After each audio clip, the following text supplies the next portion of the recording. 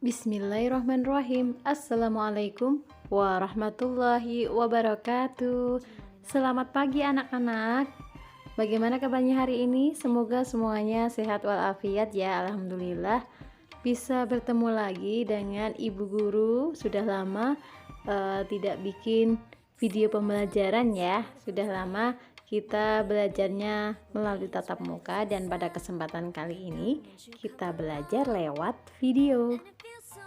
Seperti biasa, kita berdoa dulu ya sama-sama sebelum kita mulai belajar.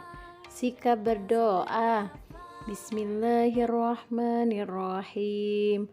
Rabbi zidni ilman warzuqni fahman. Amin. Pada kesempatan kali ini kita akan belajar mata pelajaran PPKN ya. Judulnya masih berkaitan dengan keberagaman, yaitu manfaat keberagaman di Indonesia. Kita tahu bahwa Indonesia adalah negara majemuk, di mana Indonesia itu terdiri atas berbagai macam suku bangsa, bahasa, budaya, adat istiadat yang berbeda, sehingga masing-masing punya keistimewaan atau ciri khas sendiri-sendiri. Nah, itulah yang disebut sebagai keragaman. Keragaman ini menjadi salah satu kekayaan budaya bangsa ya, di mana kekayaan budaya bangsa ini harus kita kembangkan seperti itu. Mengapa harus dikembangkan? Karena supaya kebudayaan daerah itu menjadi lestari seperti itu. Paham ya? Nah, adapun manfaat keberagaman yang ada di Indonesia antara lain, yang pertama adalah bisa menumbuhkan sikap nasionalisme. Nasionalisme adalah rasa cinta tanah air dan bangsa. Nah, ini ada sikap yang perlu kita lestarikan, kita kembangkan ya. Yang kedua, bisa menciptakan identitas bangsa di mata internasional. Identitas bangsa itu maksudnya adalah ciri khas bangsa. Jadi ini ciri khas ini membedakan dengan bangsa yang lain.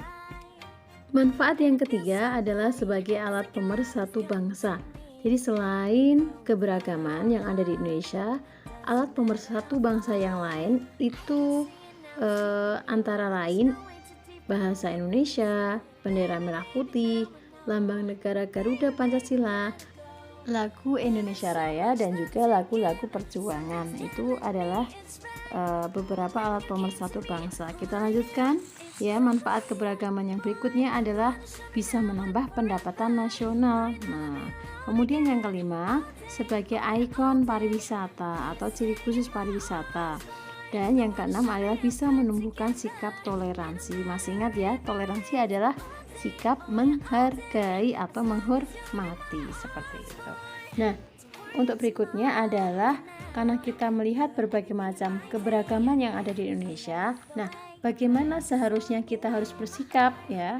Sikap apa yang harus kita kembangkan dalam melihat keberagaman itu? Nah, yang pertama adalah kita tidak boleh memandang rendah.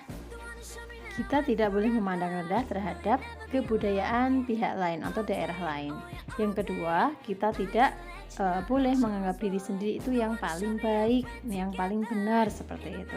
Yang ketiga, bisa menempatkan keberagaman sebagai kekayaan bangsa.